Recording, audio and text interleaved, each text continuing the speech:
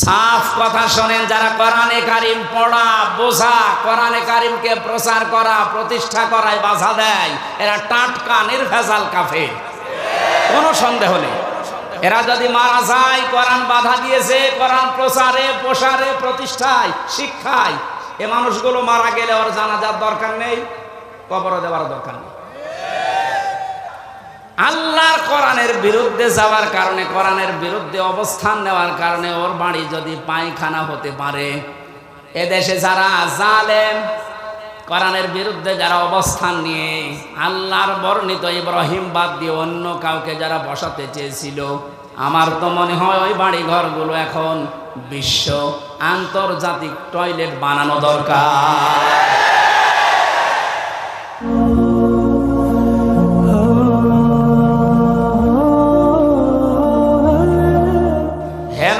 কোরআনে কারিম থেকে আপনি ওই কাফেরদেরকে আপনি জানান, আর অনেক কাফেরেরা এই ধারণা করে যে আমাদেরকে আল্লাহ ক্ষমতার চেয়ারে রেখেছেন ভালোবেসে। না, আমি তাদেরকে এই চেয়ারে বসার পর এই যে জুলুম করার জন্য যে ছাড় দিয়ে দিয়েছি, ওরা ছাড় পেয়ে জুলুম করতে আছে। ইন্নামা নুমলি লাহুম লিয়াজদাদু ইসমা। ওদের এই চেয়ার দিয়েছিলাম, টাকা পয়সা দিয়েছিলাম, অর্থ সম্পদ, প্রভাব প্রতিপত্তি, বিত্ত বৈভব, এগুলো দিয়েছি এই জন্যে যেন ওদের পাপের মার্জা পুরাপুরি হয়ে যায়। পাপের মার্জা দেখলাম যখন পুরাপুরি হয়ে গেল, 5 মিনিট সময় চেয়েছিল যে একটা বক্তব্য লিখে যায় জাতির জন্য, আল্লাহ সে সময়ও দেয়নি।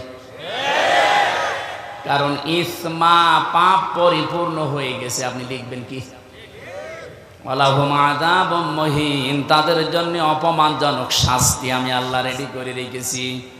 সুতরাং ক্ষমতা পেয়ে যারা, চেয়ার পেয়ে, টাকা পয়সা পেয়ে যারা মনে করেছিলেন আল্লাহ আমাদেরকে ভালোবেসে দিয়েছে, ভালোবেসে দেয়নি। আপনার পাপ যেন পরিপূর্ণরূপে পূর্ণ হয়ে যায়, এই জন্য আল্লাহ এই সুযোগটা দিয়েছিলেন। আর আপনি সুযোগকে একেবারে 100 ভাগ কাজে লাগিয়েছেন। এমন কোন হীন অপরাধ নেই যা 15 বছরে হয়নি। এটা আমার আগে যে মেহমান বলছিলেন না, কেউ রেহাই পায়নি, আসলেও তাই। যারা জালেমদের দলে ছিল তারা কি রেহাই পেয়েছে? তাদেরও তো ক্ষতি হয়ে গেল, কারণ জালেমদের দুনিয়াও শেষ, আখিরাতও শেষ। আমাদের নাই দুনিয়া আপনি ধ্বংস করার চেষ্টায় ছিলেন, কিন্তু আপনি নিজেদেরকে কি করলেন বলেন? সারা পৃথিবীর মানুষের কাছে এখন একটাই ঘৃণিত নাম, এই জালেমের। এত নিকৃষ্ট কাজ মানুষ করতে পারে আয়না ঘরের নাম নিয়ে, আমি নিজে না থাকলে বুঝতাম না। উপদেষ্টা আসিফ মাহমুদ কয়েকদিন আগে ঘোষণা দিয়েছে, আয়না ঘর বাংলাদেশে যত জায়গায় আছে একটাও যেন ভেঙে ফেলা না হয়। এটা রেখে দেন, সারা পৃথিবীর মানুষরা দুনিয়া এখানে আসবে দেখার জন্য যে বাংলাদেশে কি আছে, তারা যেন আয়না ঘর দেখে যায়। কিয়ামত পর্যন্ত পৃথিবীর মানুষেরা জানবে যে বাংলাদেশেও একজন জালেম ছিল। ওরা মনে করেছিল আল্লাহ আমাদের ভালোবেসে দিয়েছে। সূরা আলে ইমরান 4 নম্বর পারার 12 নম্বর পৃষ্ঠা 7 নম্বর লাইনে আয়াতটি আছে। কাফেররা ধারণা করে যে আল্লাহ আমাদেরকে ভালোবেসে এগুলো সব দিয়ে রেখেছে। আমি যখন প্রথম গ্রেপ্তার হই ওই 11 সালে, ওসি সাহেব আমার থানায় নিয়ে বসে, হুজুর ক্ষমতার মালিক কে? আল্লাহ। আল্লাহ ক্ষমতার মালিক। সূরা আলে ইমরানের 26 নম্বর আয়াত পড়ে ব্যাখ্যা করেন। কি ব্যাখ্যা করব? উনি নিজে দেখলাম পড়লো, ওয়ালিল্লাহুম্মা মালিকাল মুলকি তুতিল মুলকা মান তাশা ওয়া তুইজ্জু মান তাশা ওয়া তুযিল্লু মান তাশা। আল্লাহ পাক বলেন, নবী আপনি বলেন ক্ষমতার মালিক আমি আল্লাহ, যাকে ইচ্ছা দেই, যাকে ইচ্ছা ওখান থেকে নামিয়ে দেই। তো এখন যিনি আছেন তাকে তো আল্লাহ ভালোবেসেই দিয়েছে। আপনারা লাফালাফি করেন কেন? কথা তো ঠিকই, আল্লাহ তো দিয়েছে তারে, কারণ উনি যারে ইচ্ছা তারে দেয়, যারে ইচ্ছা নামিয়ে দেয়। কোরআনে কারীম আল্লাহ এমন ভাবে সাজিয়েছেন, এটা হেদায়েত দেওয়ার একচ্ছত্র মালিক আল্লাহর হাতেও দিয়ে দিয়েছেন। এই জন্য যত বেশি আপনি মন লাগাবেন, কান লাগাবেন, আল্লাহ তত তাড়াতাড়ি আপনাকে পথ দেখিয়ে দেবে। বিশ্বাস করতে পারেন 100 ভাগ কোরআনের কোন সতর্কবাণী শোনার পরে যদি কারো মনের পরিবর্তন না হয়, সে যেন বিশ্বাস করে নেয় যে তার কপালে আর হেদায়েত নেই। কথা বুঝতেছেন? আল্লাহ পাক বলেন, ওয়াকাযালিকা আওহাইনা ইলাইকা কুরআনান আরাবিয়্যান লিতুনযিরা উম্মাল কুরা ওয়া মান হাওলাহা।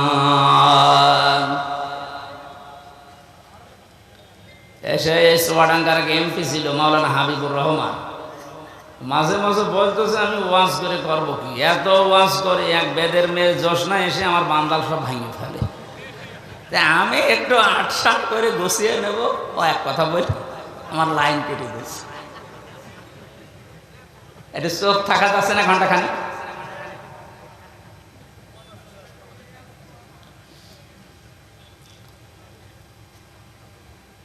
চারটা বড় বড় নিয়ামত আল্লাহর কাছে আমরা কথা বলছিলাম, উনি নিজে পছন্দ করেন, কিন্তু তার এই বান্দা বান্দিরা এটা পছন্দ করে না। 1 নম্বরে কন্যা সন্তান। সুতরাং মেয়েদেরকে যে যুজুর ভয় দেখানো হচ্ছে, বিশ্বনবী ওই ভয়টা 1500 বছর আগে কাটিয়ে গিয়েছেন। কথা বলেন না কেন? আপনারা সব করতে পারবেন, শুধু পর্দা এইটা মেনটেন করে আপনি সব করতে পারবেন, কোনো নিষেধ নেই আপনার। সুতরাং ডান বলেন, বাম বলেন, নাস্তিক বলেন আর যাই বলেন, যারা উল্টা পাল্টা ভয় দেখাচ্ছে, এগুলো তাদের নিজেদের স্বার্থে। আল্লাহ আমাদেরকে বোঝার তৌফিক দিন, বলেন আমিন। 2 নম্বরে মেহমান যে ধরনের হোক, নবীজি বলেন কেউ যদি আল্লাহ এবং কিয়ামতে জবাব দিতে হবে এই বিশ্বাস করে, সে যেন অবশ্যই মেহমানের সম্মান করে। কারণ মেহমান যখন আপনার বাড়িতে আসবে, সে তার নিজের খাবার নিয়ে আসবে, আপনি শুধু আপ্যায়ন করার কারণে পুরাটা সাদগা দেওয়ার সওয়াব পাবেন। 3 নম্বরে বৃষ্টি, এটা মাঝে মাঝে আমাদের উপরে হচ্ছে, এটা আল্লাহর রহমত। 4 নম্বরে রোগ ব্যাধি। 4 নম্বর কি? রোগ ব্যাধি আল্লাহ এই কারণে দেন, বান্দার চলতে ফিরতে উঠতে বসতে যে সমস্ত অপরাধগুলো হয়, আল্লাহর কাছে যাওয়ার আগ পর্যন্ত যেন আপনি একেবারেই পুত পবিত্র হয়ে যেতে পারেন। এই জন্য রোগ শোক দিয়ে আল্লাহ মাঝে মাঝে আপনাকে পুত পবিত্র করে নিয়ে যেতে চান। এই জন্য রোগ শোক হলে আপনি ভেঙে পড়বেন না, আল্লাহর উপরে রাগ বাড়াবেন না, এটা আপনার গুনাহ মাপের কারণ। নবীজি বলেন যদি পায়ে কাঁটাও ফোটে, জ্বর হয়, তাও মনে করবো আমার একটা গুনাহ মাফ হয়ে গেল। বলেন সুবহানাল্লাহ। ওয়ামা সাবাকুম মিন মুসিবাতিন ফাবিমা কাসাবাত আইদিয়াহুম ওয়া ইয়াফু আন কাসীর। সূরা শুরার ভেতরে আছে, আল্লাহ জানিয়েছেন যে সমস্ত বিপদ আপদগুলো তোমাদের উপর আমি মাঝে মাঝে পাঠাই, একটাও ইচ্ছা করে পাঠাতে চাই না। তোমরা যে অপরাধগুলো করো, এই অপরাধের শাস্তির কারণে কিছু কিছু মাঝে পাঠাই। সব অপরাধের শাস্তি যদি দুনিয়ায় দিয়ে দিতাম, শ্বাস করার সময় পেতে না। এই জন্য রোগ শোক হলে ভেঙে পড়বেন না। কিছু মানুষের অভিযোগ হয়ে যায় আল্লাহর উপরে, আল্লাহ তুমি আমার এই শুধু দেখো, পাশের বাড়ির কেউ দেখে না। আরে ভাই, আপনার রোগ দিয়েছে যে কোনো একটা অপরাধ মুক্ত করার জন্যে, যে কোনো একটা গুনাহ মাফ করার জন্যে, নয়তো কঠিন ময়দানে গিয়ে আপনি ধরা খান, এটা আল্লাহ চাই না। এই জন্য এই রোগটা দিয়েছে। সহ্য করে গেলে, ধৈর্য ধারণ করলে 2টা সওয়াব পাওয়া যাবে। জোরে বলুন সুবহানাল্লাহ। আমরা যে আয়াত পড়েছি এবার ব্যাখ্যায় যাচ্ছি সরাসরি। ওয়াকাযালিকা আওহাইনা ইলাইকা, এইভাবে করে আমি আপনার প্রতি ওহী নাযিল করেছি। এইভাবে, কোন ভাবে? তাফসীরে ফি জিলালিল কোরআনে লিখেছেন, মুফাসসির বলেন এইভাবে মানে এর আগে আল্লাহ বহু নবীকে আল্লাহ ওহী দিয়েছিলেন ঠিক এইভাবে। আমরা জানি 104খানা কিতাব আল্লাহ দুনিয়ায় দিয়েছেন, তার ভেতরে বড় বড় 4টা, 100টা সহিফা। নবীদের ওপর আল্লাহ কম বেশি যেগুলো দিয়েছিলেন, এই 104খানা কিতাব, 3খানা কিতাবে আল্লাহ যা দিয়েছেন সবগুলো সামারাইজ করে আমার আল্লাহ কোরআনে কারিমে ঢুকিয়ে দিয়েছেন। তাহলে ওহির এই ধারাবাহিকতা, নবীদেরকে আমার আল্লাহ পাঠিয়েছেন। নবী হওয়ার জন্য যতগুলো যোগ্যতা লাগে তার ভেতরে 1 নম্বরে নবীরা ওহি পাবে। দুনিয়ার অন্য কেউ ওহি পাবে না, শুধু নবীরা ওহি পাবে। কারা? বলেন বলেন। এখান থেকে কয়েকটা শিক্ষা আছে, আমি সামনে আসছি। আল্লাহ পাক নবীদেরকে ওহি দিয়েছিলেন পূর্ণাঙ্গ শরীয়ত নাজিল করার জন্য। সর্বপ্রথম যে নবীকে ওহি দিয়েছিলেন হযরতে নূহ আলাইহিস সালাম, একেবারে সর্বশেষ কমপ্লিট করার জন্য কোনোদিন আর কিছু লাগবে না। যাকে তিনি ওহি দিয়েছেন তার নাম মুহাম্মাদুর রাসূলুল্লাহ। আল্লাহ পাক তাকে ওহি দিয়ে সর্বশেষ জানিয়ে দিয়েছেন, আলিয়াউমা আকমালতু লাকুম দীনাকুম। হে নবী, আজকের এই দিনই আমার যে জীবন ব্যবস্থা, দিন ইসলাম, এটা আমি পরিপূর্ণ করে দিলাম আপনাদের জন্য। আমার যত নিয়ামত ছিল সব আপনাদের জন্য আমি পরিপূর্ণ করে দিলাম। এবং শুধু ইসলামকে পরিপূর্ণ করে শেষ করে দিলাম না, ওয়ারাদিতু লাকুমুল ইসলামা দীনা। ইসলাম জীবন ব্যবস্থা, এটা আমি আল্লাহ নিজে আপনাকে দিয়ে রাজি হয়ে গেলাম। জোরে বলেন সুবহানাল্লাহ। এখানে যারা আছি আমরা অধিকাংশ যেহেতু মুসলিম, সুসংবাদ গ্রহণ করেন। আল্লাহ শুধু ইসলাম দিয়ে শেষ করে দেয়নি। আল্লাহ বলেন, আমি ইসলামের উপরে শুধুমাত্র, কেবলমাত্র, একমাত্র রাজি আছি। তাহলে এই আয়াত দ্বারা বোঝা যায় দুনিয়ায় প্রায় 4500 ধর্ম, এখন কোন ধর্মের মানুষের উপরে আল্লাহ রাজি নেই। কথা বলেন না কেন? কোন ধর্মের মানুষের উপরে আল্লাহ রাজি নেই। এমনকি তাদের ধর্মীয় অনুষ্ঠানের দ্বারা যদি আল্লাহকে খুশি করতে কেউ চায়, ওমাইয়াবতাগি গায়রাল ইসলামি দীনান ফালাই ইউকবালা মিন। সূরা আলে ইমরানের 85 নম্বর আয়াতের প্রথম অংশে আছে, ইসলাম বাদ দিয়ে দুনিয়ার যে কোনো নিয়ম দিয়ে যদি কেউ আল্লাহকে রাজি করতে চায়, ওর জীবনের কোনো ইবাদত বন্দেগী আল্লাহর কাছে কবুল হচ্ছে না, হবে না। ইকবাল এটা মোজারে, বর্তমান, ভবিষ্যৎ, প্রেজেন্ট, ফিউচার। আরবি গ্রামার অনুযায়ী মোজারের আগে লাং শব্দ আসলে অর্থ হয় কোশ্চিন কালেও হবে না। গ্যারান্টি দিচ্ছে কে? আরো জোরে বলেন। যেহেতু সতর্ক আজকের আলোচনা, সতর্ক করছি তামাম দুনিয়ার মানুষদেরকে। আমি বহু ইহুদের সাথে মিশে দেখেছি বিভিন্ন দেশে, যে আমি খ্রিস্টানের সাথে মিশেছি, যারা সত্যি ধর্ম পালন করে চলে। কোরআনের এই আয়াতে যে 2টা পড়লাম, সূরা মায়েদা এবং সূরা আলে ইমরান, আর একটা আছে 19 নম্বর আয়াত সূরা ইমরানের, ইন্নাদ-দীনা ইনদাল্লাহিল ইসলাম। অবশ্যই আমি আল্লাহর কাছে মনোনীত একটাই জীবন ব্যবস্থা, ধর্ম, তার নাম ইসলাম। তার নাম কি? লক্ষ্য করেন শব্দের দিকে, দ্বীনের আগে আলিফ লাম আছে। আরবি গ্রামার অনুযায়ী আলিফ লাম 4 ভাবে ব্যবহার হয়। এখানে যেটা আছে একেবারে নির্দিষ্ট করার জন্য যে আলিফ লামটা, রব্বুল আলামিন জানাতে চেয়েছেন পৃথিবীর মানুষেরা, অবশ্যই আমি আল্লাহর কাছে একটাই মাত্র জীবন ব্যবস্থা, ধর্ম পছন্দনীয়, গ্রহণীয়, সেটার নাম ইসলাম। ওই সমস্ত মানুষগুলো ধর্ম এত কঠিন ভাবে মেনে চলে। ইহুদিদের সাথে যখন আমি গাড়িতে যেতাম দেখেছি, এত খাস পর্দা করে চলে ওদের স্ত্রীদেরকে, শুধু চোখ দেখা যায়, হাত মোজা, পা মোজা পর্যন্ত পরা। খ্রিস্টানের সাথেও মিশে দেখেছি যারা সত্যি ধর্ম মেনে চলে, অ্যাক্টিভ। মুসলমানদের ভেতরে যারা প্র্যাকটিসিং মুসলিম একেবারে 100%, তারা যেমন খাস পর্দা করে চলে, আমি ওই রকম পেয়েছি। কিন্তু ওদের ওই ধর্মের দ্বারা, ওদের ওই জীবন ব্যবস্থার দ্বারা আল্লাহকে রাজি করা সম্ভব না, কারণ ওগুলোর উপরে আল্লাহ রাজি নেই।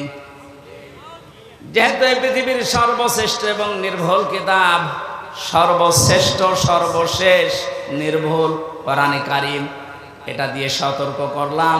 যত জায়গায় আওয়াজ যাচ্ছে আপনি এখনো চিন্তা ভাবনা করে দরকার হয় ফিরে আসবেন, সময় এখনো আছে। কিন্তু মৃত্যুর গড়গড়ানি শুরু হয়ে গেলে তখন কিন্তু আর তাওবাও কবুল হবে না। আশা করি সতর্কবাণীটা আপনি মানবেন। আর আমাদের জন্য সুসংবাদ, দুনিয়া আখিরাতে কিচ্ছু না পাই, ইসলাম পেয়েছি, মানতে পারি আর না পারি। কথা বলে না হয়তো 100 ভাগ মানতে পারি না পারি পুরো নিয়মটা, কিন্তু ইসলাম আমি জীবন ব্যবস্থা হিসাবে পেয়েছি, এই জন্য আমি খুশি।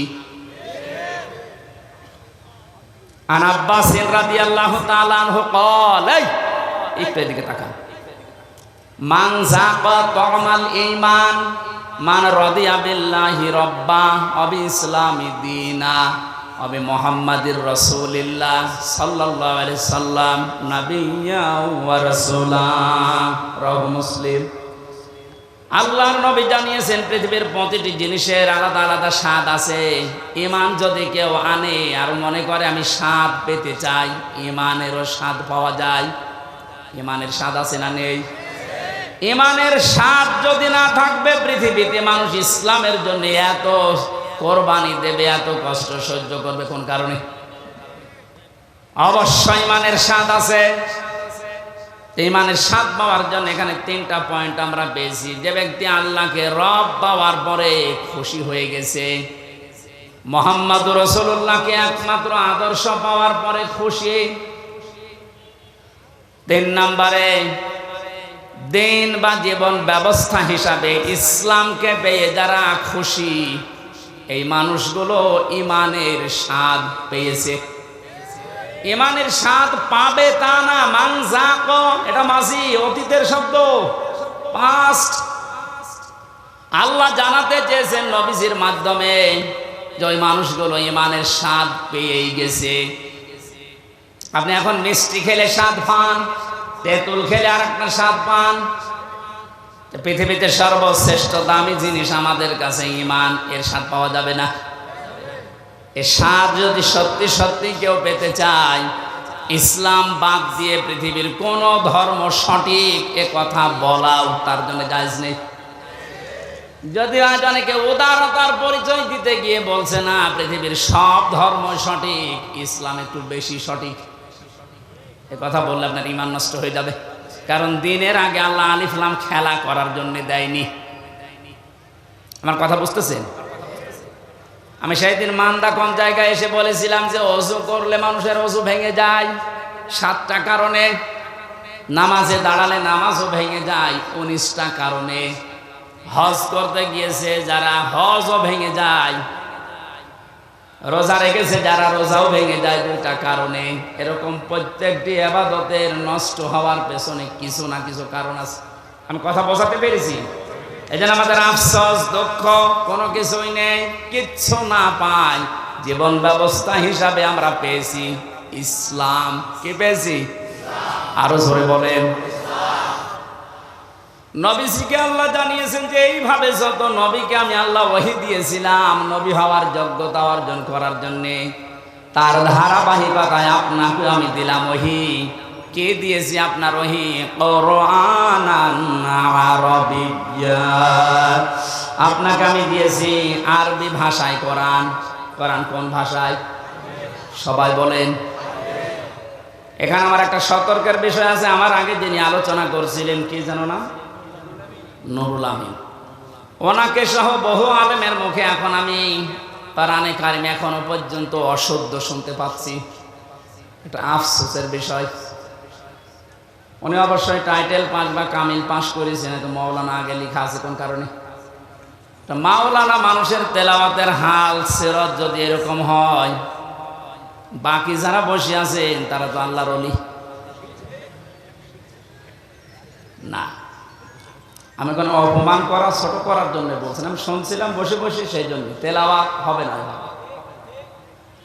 সর্বোচ্চ 8-10টা কায়দা লাগে, গ্রামারে। তাসবিহের 8টা 10টা কায়দা একটু ভালোভাবে আয়ত্ত করতে পারলে আপনি কোরআন শুদ্ধ করে পড়তে পারবেন। এটা কি নফল না ফরজ?